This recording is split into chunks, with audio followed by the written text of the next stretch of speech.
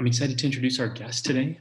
She's a very dear friend of mine, Dr. Ilyse Morgenstein-Fuerst. She's an associate professor of religion at the University of Vermont and associate director of its Humanities Center. Before joining the religion faculty there, she was an assistant.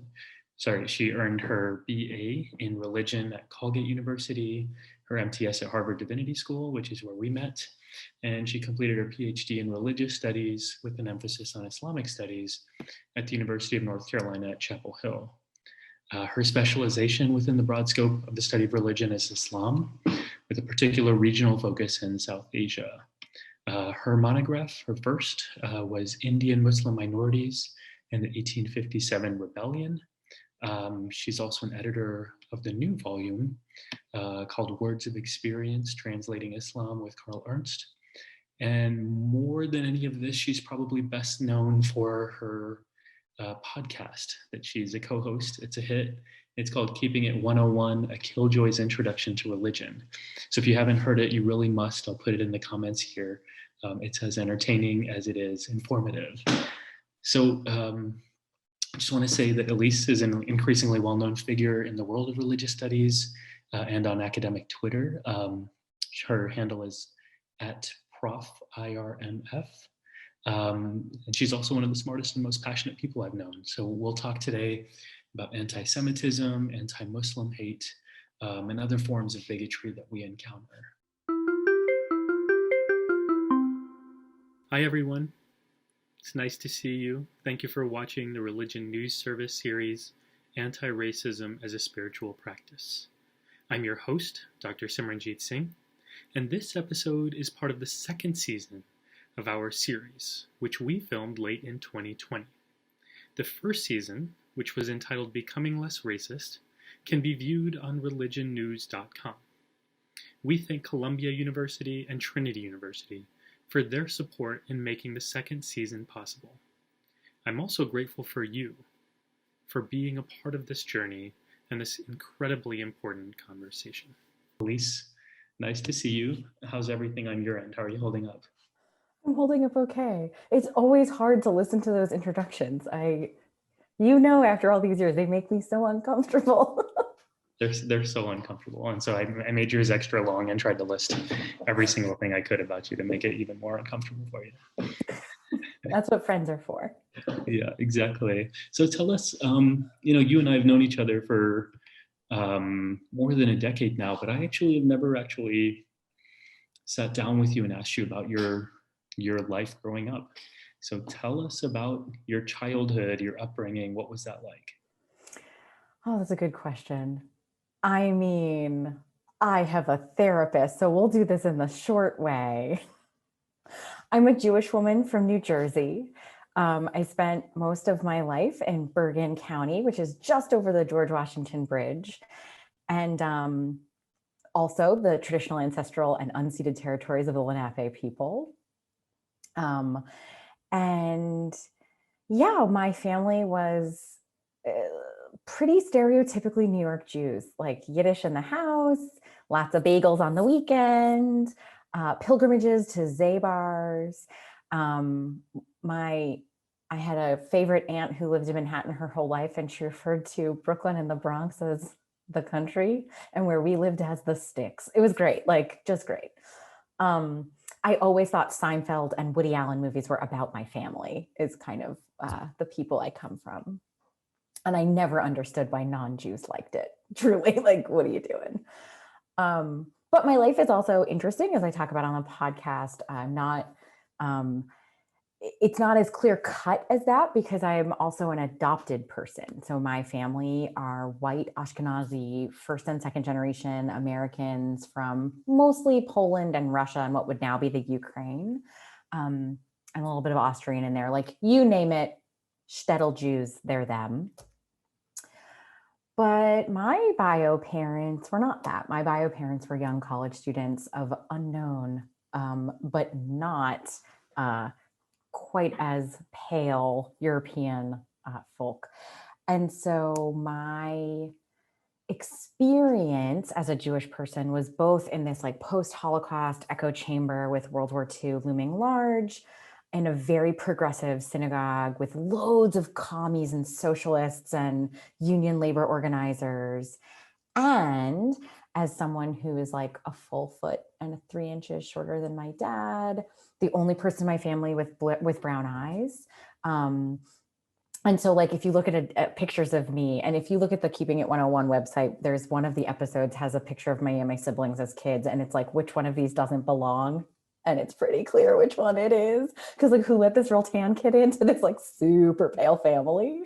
And so I think I bring that up when people ask me this question of like, what was life like? Because I think it's really important that I name and learned to name that all my feeling of difference was a lot about being racialized as like not quite right. There was something not quite the way that I should have fit in with my family.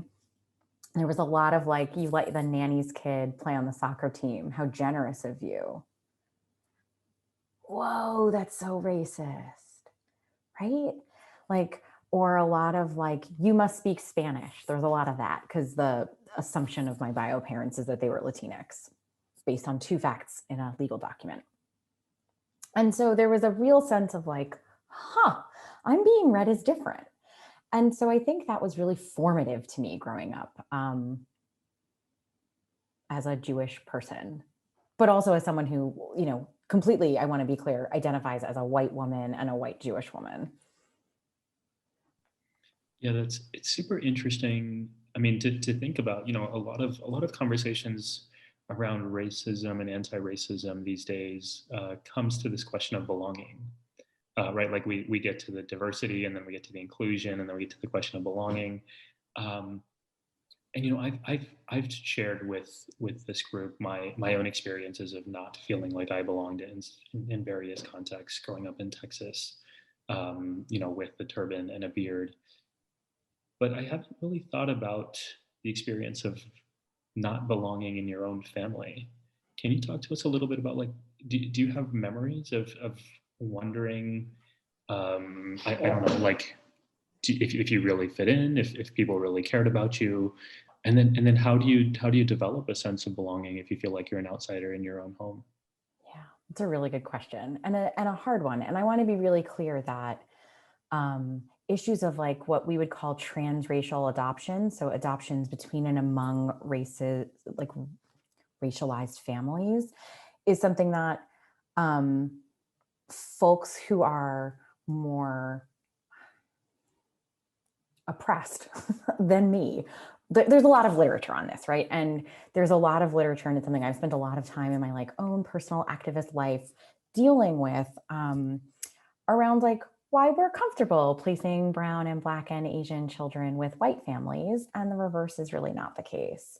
And what history of the removal of children from like capital N Native communities and Black communities, and like the traffic, frankly, like the trafficking we see around that. And so I wanna like both own that I felt those feelings and can speak to them and can speak to the way I felt racialized, but that also I'm really conscious to be really clear that my experience of that is like a fraction of what, there's been quite a lot of research done on East Asian and particularly Chinese girl adoptees in white, often Jewish families in the Northeast.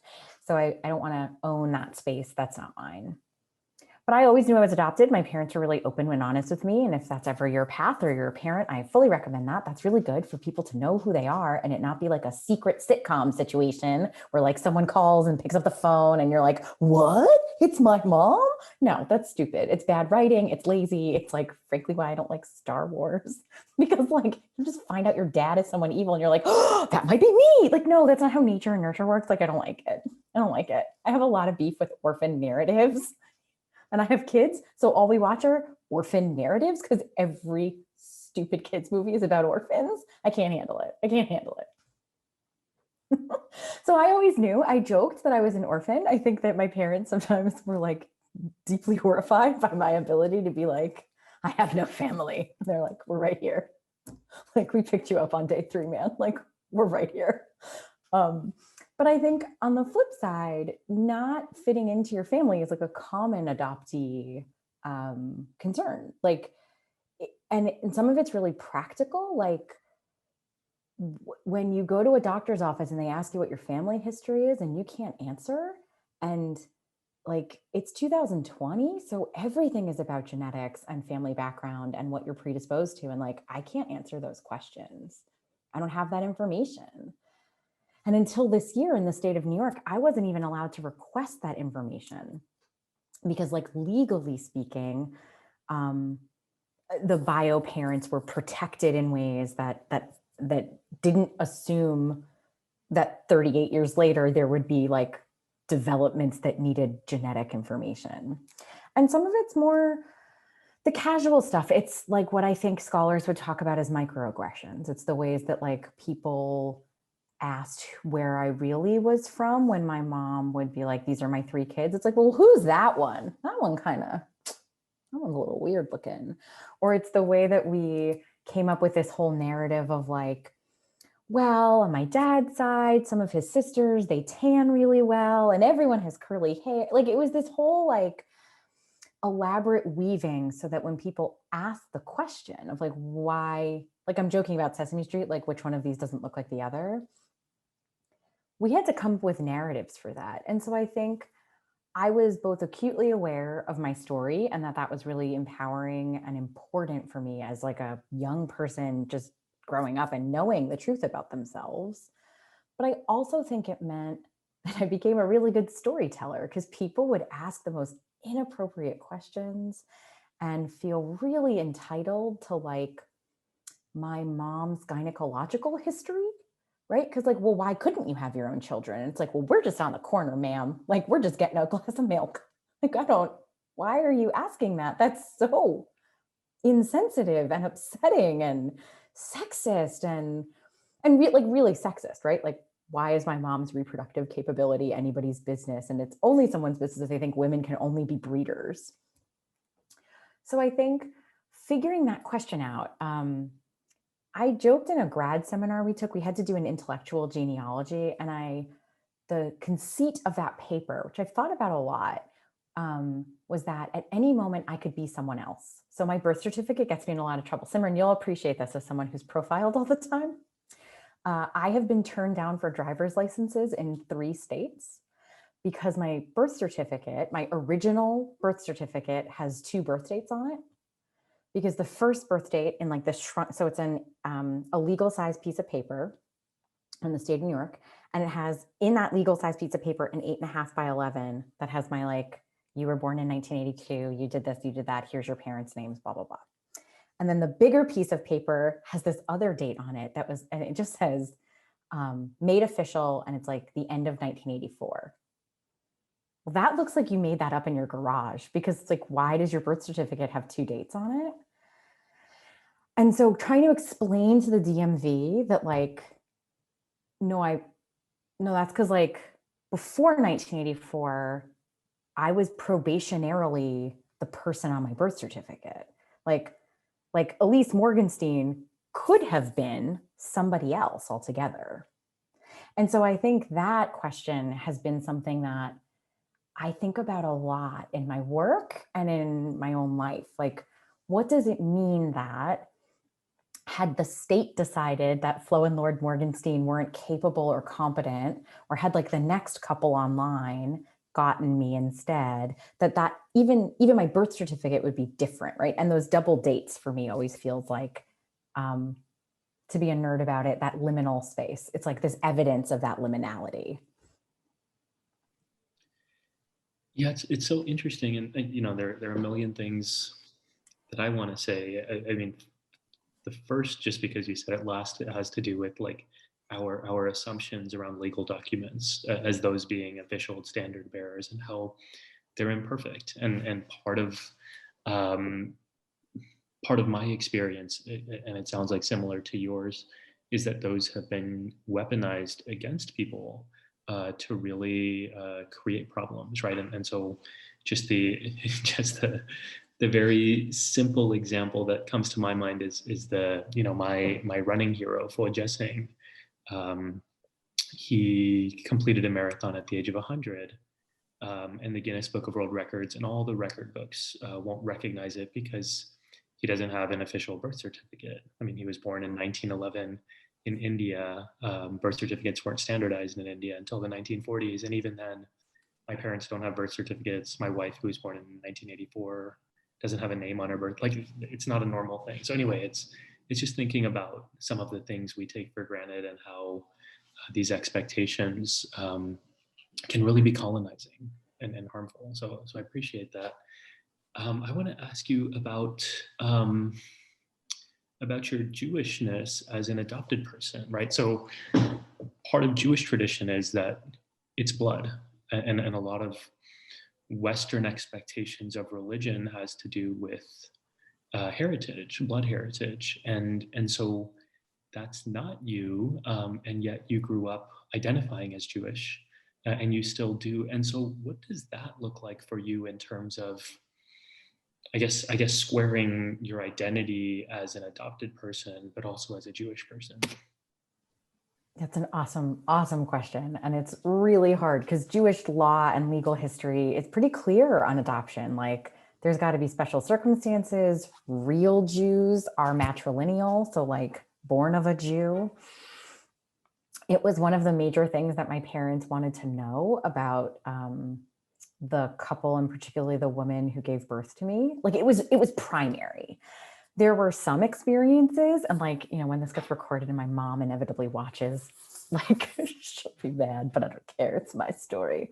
You know, like, my paternal grandmother was like really suspicious that I was adopted, like really suspicious in like a, I don't know if you're really family kind of way.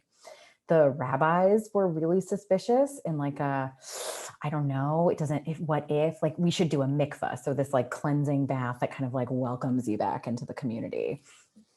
And that has like real gendered kinds of affiliations to it too. So I grew up really suspicious of Jewish claims to blood. I grew up in this post-Holocaust family with Holocaust survivors like around, and certainly a strong narrative, right? Like, my grandfather was in the army and did all this liberation work. And I was like, it's really weird that we think, like, for example, being adopted makes me, before I came fully into like a pro-Palestinian politic, I was really upset at birthright programs run through the state of Israel and Hillels on campuses, right? So this program that isn't always run through Hillel, it's its own program, Birthright Taglit, sponsors American Jews who have never been to Israel to go to Israel and fulfill their birthright. And I remember picking a fight with like the gal on campus who was just like trying to get us to sign up on a clipboard, like outside the dining hall, and being like aggressive of like, well, whose birthright is it? Like, you're going to check my mikvah status? I'm adopted. Some Catholic could have adopted me. Would it be my birthright? That, like, I was irate and scary. But the concept of that like baked in bloodline concept felt so eugenicsy and upsetting and exclusionary. And frankly, it felt like Nazi propaganda to me. Like, I remember feeling that as violent growing up. So how do I square that? I don't know. I square it the way a lot of religious people do, which is like, I don't read this in my own tradition. I see why this is the case. I understand bloodlines, quite honestly, and I'm going to give you like a little bit of a trigger warning around sexual violence now, but I understand bloodline arguments as part of the rape clause, right? Like, if you are constantly a subjugated group of people and you are subject to sexual violence, then having your own children be part of your own community makes sense. To have matrilineal bloodlines be part of the way you imagine community. I get it. I also really hate it. And so I think I kind of sit in the space of like, that's not for me. And I challenge my community on that constantly. And I sit in my synagogue and ask about why we prioritize that kind of kinship network when we, I think, not better than others, but I think Jews have a really good sense of like what happens when your population is made refugees and you have to remake family somewhere else. And so if we have to remake family or remake community somewhere else, then like, why are we so fixated on this like community by blood piece of it? I appreciate that. I hadn't really expected to go here, but I really like um, your authenticity here and your transparency. Um, I guess my question is prioritizing. Like what does that look like for you in terms of, okay, so you've talked about how you want to deprioritize the bloodline. What within Jewish practice do you then prioritize as someone who is, very conscious about being involved in justice work? I think I prioritize the justice piece. I mean, it sounds really silly, but I think I prioritize the pieces of Jewish practice that feel like they're focused on liberation. So I really care about Passover, right? Like I really care about this holiday in my family. I really care about it. I have like a whole like feminist, anti-racist, like Haggadah program that we run in my family that we've been building on for like 15 years that my poor husband keeps having to keep track of all the papers because I can't keep track of it. Like he's in charge of that stuff in our house. And I think that holiday has always been really important to me, right? Because like Moses gets floated down the river, that boy's an orphan, because Lord, we love an orphan story, right? And we've got all this stuff kind of baked in around freedom, and we're not supposed to enjoy our freedom until everybody is free. And so my sense of that is that where I want to push my community is that everyone needs to be everyone. Like that can't just be Jews. That doesn't make any sense. And I don't think that that's what the spiritual practices that come out of Judaism, I don't think that lines up. Now, we could probably have an argument about orthodoxy and all that kind of stuff, but like I come from a long line of Jews who did thinking around organizing, around labor movements. And that was never just about like, well, we want Saturday off, but you Christians should work on Saturday. Like that was not the movement. And so I think there's a really strong social justice component of Judaism that feels louder to me and feels more true to what I find to be the beautiful parts of my community and my tradition. And so those are the pieces that I want to be the loudest, which doesn't mean you cut it out. Like I'm not an exciser. Like I don't think you cut the pieces out you don't like. I think you have to kind of sit with them and how uncomfortable they make you. So like every year we have this blood conversation in our synagogue with whatever rolls around in the Torah. And every year I'm the obnoxious person who's like, what do we do about adopted kids?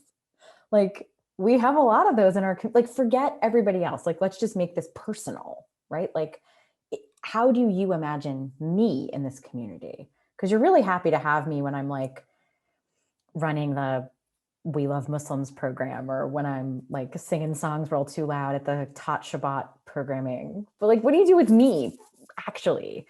And so I think starting small and then letting the loud parts be loud,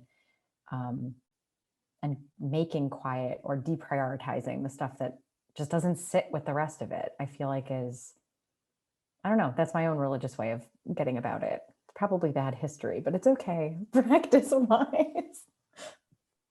I want to ask you more about that, but before I do, a practical question. You just mentioned this this idea of, when people are having broader conversations, you bring it down to the very specific, right? You were talking about this conversation about bloodlines and adopted children, and then you said, well, what about our community? What about me? How do you think about me? Do you find that to be a helpful practice in conversations around race and oppression and justice, or do you think that then makes people too focused on a particular thing and they get lost in that? I mean, both. Yes. I think that it helps people. I have a lot of thoughts about this. I think it works because I think it is a strategy that is grounded in I statements instead of you statements. I think people respond to those better just in like a psychological way. If I want my community to look a certain way, I can't say like, you did this. I think I can say, I felt like this. When you did this, I felt like this. So that we're talking about harm as opposed to intention. We're talking about consequence as opposed to what you meant or did I not understand. So I do find that using the personal I think the personal is political and the political is always personal. And so letting that be visible is part of it. I think that where that becomes a burden is that it can be myopic. I think it can be, well, we'll make an exception for Ilyse, but not for everybody else. Like this was a case by case exception. And I think you have to be willing to be vulnerable. Like I think it puts a lot of pressure on me to say, hey, when you say this, this is really upsetting. And I'm clearly not the only adopted person in the room because we've had this conversation before. And some of our adopted children in the community are transracial adoption. And so they're experiencing this probably within a context of microaggression and racism. And so we should be more cautious about how we're thinking about this. But I think it does put the onus on the person who has been slighted or harmed to then name that harm and further perform that harm in order for people to see them. So I do see the problem in all of it. But I kind of stand by the idea, or I stand by my experience that speaking in I statements and speaking from the personal and making oneself, I guess, vulnerable, but also visible can do a lot of work in really small conversations and in local conversations. Yeah, I mean, I'll affirm that in the sense that, you know, if you feel comfortable, I found it very effective to share a personal experience. And part of the reason why, and you're right, Ilyse, that this is, it's vulnerable, and you open yourself up to all sorts of criticisms, and you also, I mean, end up doing more emotional work in this approach. But if you do feel comfortable, what it cuts out is the argumentation around, well, this fact is off, and this is my knowledge that I'm bringing to the table, because it goes from, you know, arguments based on fact to something that's of personal experience, and that really opens people up in a different way. So, it just, for those thinking about practices and engagements in anti-racism, this has been one that's effective for me. So I just wanted to call that out. Okay, so we're talking a little bit now around your prioritization within the Jewish tradition of justice work, and sort of how that's formed you, or at least what speaks to you. I'd love to hear from you how this has manifested itself in your professional work, right? So a lot of us are thinking about these ideas, and at the same time we're trying to think about and imagine our futures, right? Like, what does the world look like for me? What can I do with my life? And not that it's in a way that's not just a, you know, a hobby or something I do on the weekends, but how do I orient my career around justice work? And you've done that, and so I'd love for you to speak to how you've done it, and any advice you might have for people. No small question. I think that I find, so a lot of my work is about, as Professor Singh has said, about South Asia, Islam, Islamophobia, and that nexus of like imperialism and power, and how essentially racial categories and religious categories got invented at the same time, and then were pushed down the throats of everybody who wasn't a white Christian Protestant, usually cishet man. All the fun stuff. And so, you know, I'm just gonna say, like, it makes me so uncomfortable to think about thinking and writing as justice work. Not because I don't agree, but because I think it feels like it takes up a bigger slice of credit than it deserves. But I think in my work, I really try to name the problems of systemic racisms and systemic bias. I have made a little career of studying the history of those things. So my first book is about essentially, how do we know Muslims are a race in India? And then how is that deployed against them globally in the British Empire? And I end the book with like, hey, we're watching Donald Trump get elected. It came out in 2017, don't blame me. Here's how I see this lining up.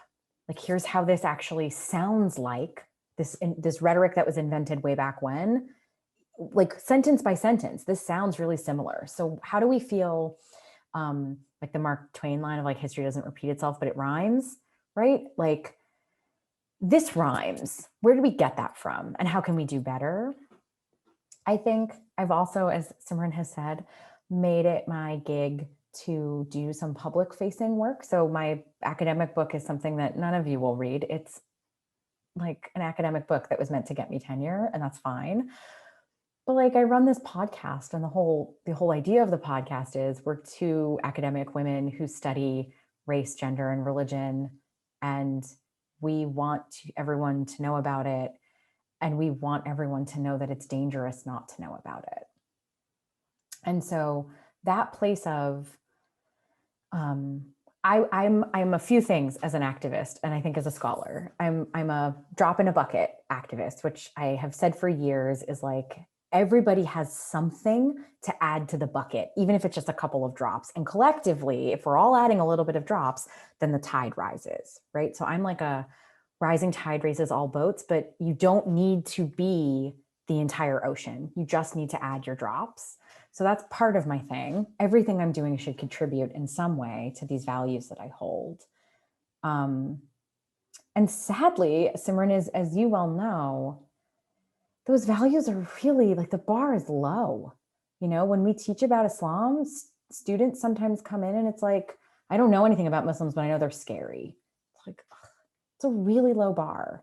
It is. It's a really low bar. I have complained for years that I have my art unit in my Islam class has gotten smaller and smaller as the list of hate crimes against Muslims have gotten longer and longer, because it's more important that my class confront Islamophobia head on than I teach you about arabesques. And at the same time, I think, or I struggle, because taking away the beauty of Islamic tradition and Muslim creativity is also a really dehumanizing kind of thing. But all of that's a rambling answer to say, I really think about everything I do as being able to be a drop in the bucket, and how big that drop is how big my audience might be. And I do see my role, and this is like, I don't want to give any right-wing nuts fodder, but I do see my role. Like, every single classroom you've ever been in is a political space, whether you know that or not. Professors claiming it's a neutral space, that's a politic. Because who's allowed to be neutral? It's not Simran. Simran with a beard and a turban is not seen as a neutral actor. And so neither are white professors with like elbow patches. So that claim of neutrality is already political. And I see my classrooms as a political space, and I make no bones about it. That doesn't mean I'm trying to convert everybody, but it does mean that I am trying to portray the subjects that I teach that have been so historically just maligned. I'm trying to work against that. And you know what? I get like 120 students a semester. So like, let me at them. That was too rambly. Jump back in, help me out. No, that's okay. I like it. I like, there's a lot of wisdom in what you're saying. And I want to ask you about figuring out how to be a drop in the bucket. But before I ask you about that question, why Islam, right? Like, so here's a woman who's Jewish. Anti-Semitism is a real thing. It's been a real thing. It's an increasing problem, especially in this country.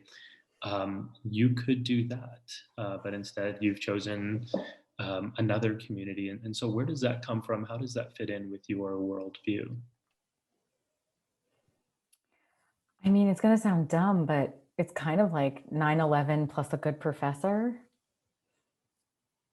So I was a first-time college student when 9/11 happened on a Tuesday morning. And in that classroom, my professor was Omid Safi, who is an incredibly big name, and I think was part of this series, question mark, part of some of the, he's a big guy and he does a lot of things. I can keep track of that man.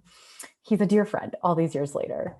And we literally watched the second tower come down. Like, we walked across campus having left class and like got a cup of tea and watched the second tower come down together. And I'm a bridge and tunnel gal from New Jersey. Most of my family was living in or around New York City at the time. And so that was really cataclysmic for me. And it felt like anti-Semitism. It did. The way the news was talking about Muslims, the way that I watched Omid have to navigate campus and have to account for every Muslim ever as one of the only Muslim people on campus, the way that immediately after 9/11, brown kids on my hall were like worried about traveling and were getting their papers in order. So all of that felt like, okay, I have been training for this my whole life. You don't grow up as a Jewish person learning about the Holocaust for nothing. It was that feeling. Exactly. It was really like, it was our turn then, and this might be their turn now. And like, no, over my dead, oh my God, sorry, over my dead body. I swear like a sailor. I'm so sorry. I kept it together till just now. But I feel like Holocaust swearing is allowed. So, I mean, really, it was that feeling of like, nuh-uh, never again means never again. And I think that at the time, people I was close with thought I was like a panicker and a conspiracy theorist.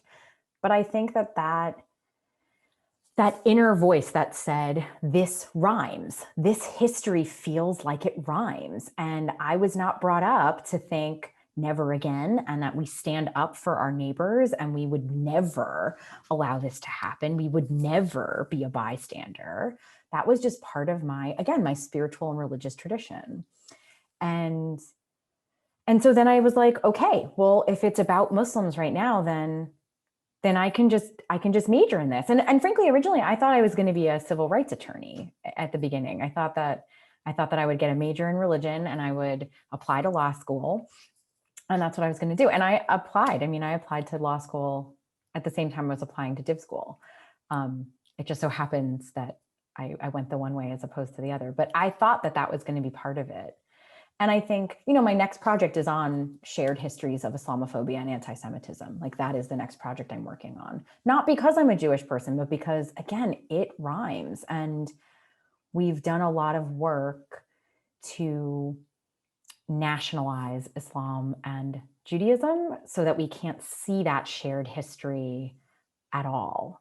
And so I think, I don't know, I feel like I'm uniquely positioned with both my identities and my training to say, what would happen if we knew a little bit more about that? How could we see solidarity between these communities that might have really radically different political views or might have some litmus tests that the other one doesn't pass? But what if we could also see that there's a shared history of experiencing racialization between these two groups that could be productive as we all need to fight white Christian supremacy and genocidal actors. Can you give us a taste of that next project? What is the you use the word rhyme, and I haven't heard that before, but I really love it, because what it means to me is that it's not exactly the same thing, but there's some connection there. And so what's the connection between anti-Muslim racism and anti-Semitism? How do they fit with one another, and how might they be a little different? Well, so, I love me some British archives. And I think one of the funny things about the British archives is that the Brits show up in India in particular, and they're like, we know what to do with these Muslims. They're like the Jews of Europe. We know how to dominate them. That's what they're like. They're really legalistic. They're kind of tribalistic. They're really, you can't break them because it's a birth thing. So even if you try to convert them, they'll still be secretly Muslim, just like those Jews are secretly Jews. And you see these reports, report after report after report that's about this stuff. And so I've been fascinated by that for years. And so one of the things I'm really thinking about is, when did anti-Semitism stop referring to the Semites, which used to mean Arabs and Jews, and only start referring to Jews? And we know that history. That's a history that people have done. It's literally a Holocaust history. But why are we so invested in that history is about where Islamophobia and anti-Semitism doesn't line up. And that's where white supremacy and anti-Blackness is part of the story. Because white Jews were persecuted during the Holocaust. And so anti-Semitism becomes the horror of horrors. And I'm not saying it's not, but it becomes special. And it cannot include all of these non-white, predominantly Arab, when we think of Semite. And again, this is all in quotes. These are like 19th century racialization terminologies that are gross. And if you ever took a class with me, we would spend lots of time saying why they're gross. But I think where that history feels important to me is that, again, it's this liminal thing, right? For a while there, it could have been both ways. For a while there, anti-Semitism could have been just about Jews and Muslims together as problematic branches on the Abrahamic tree. And then it wasn't. Then it really was about racism, and specifically the like languages of white supremacy and anti-Black racism. And so that's where, for me as a Jewish person, thinking about Islamophobia and anti-Muslim hatred and anti-Blackness is a place to own that Jews can both experience anti-Semitism and be participants in white supremacy and anti-Blackness. So those are the kind of like Venn diagrams of what I'm working on in this next book. It's sketchy though. I'm sorry if that was all over the place. Oh, it's really interesting and really important. So I appreciate that. Okay, so one last question before we invite other folks to ask their questions, and that's the question about being a drop in the bucket. What advice do you have for us? How do we think about becoming drops in the bucket for ourselves and help raise that tide? Okay, so the thing I always do is I ask folks to think about a thing that they really care about. And that can be anything, right? So that could be religious literacy, that could be voter suppression, that could be, I don't know, like feeding people. So like really think about that. And then frankly, look around your community. I think you start at home. I think all politics are personal. And so, yeah, it's easy if you have the funding to like send a donation to places that need it. And I think that's important. But I think in terms of being the drop in the bucket, you have to actually do the work. And so what issue is really important to you? What organizations can you join? What already exists? What do you need to do? I'm sorry, I'm just seeing the chat. I was trying to ignore it so I didn't get distracted, y'all. But I see some of you just said like should it start at home? Yeah, you can start at home, certainly. I don't know that that's always the most effective necessarily, but it can be. Depends on who your family are and if that's safe. But I think for me, it's like, okay, I care about religious literacy, right? So I can preach a big game in my classrooms, but like, what about my kids at elementary school? So it's little things like looking at the school calendar and deciding that it's unacceptable that there are no non-Christian holidays on the school's calendar. It's a small ask, right? It's like a link to an interfaith calendar and hey, this should be on the district calendar, or please take off Christmas. And like really pushing that, because what does that tell our religious minority students and their parents? And what does that mean in a district where a lot of our parents are new American, a lot of our non-Christian, non-white families are new Americans who are overwhelmingly Muslim? What does that mean? And what does it mean for me to advocate for that? Yes, on behalf of my own family, but also so that someone who's brand new to this country doesn't have to explain what Ramadan is to like a white Board of Ed. And so that's what I mean by like being that drop in the bucket. Maybe it doesn't seem like a big action, right? It's not a protest. There's no signs. Nothing's going to change. We're not going to get off for Rosh Hashanah or Ramadan or like Guru Nanak's birthday, right? Like none of that's going to change anything. But what happens when Muslim parents look at the calendar and see themselves represented? Or what happens when the principal looks to schedule back to school night and actually sees that like maybe we shouldn't do it on Rosh Hashanah this year? Because that was literally the difference between kindergarten and first grade for my family. Is that a doable kind of ask? Yeah, very, very helpful. And I think the idea of, we say it all the time, think globally, act locally. But I think in terms of activism, it's a really practical way of getting involved. And in my experience, I think in yours too, Ilyse, I can speak for you because I know your work.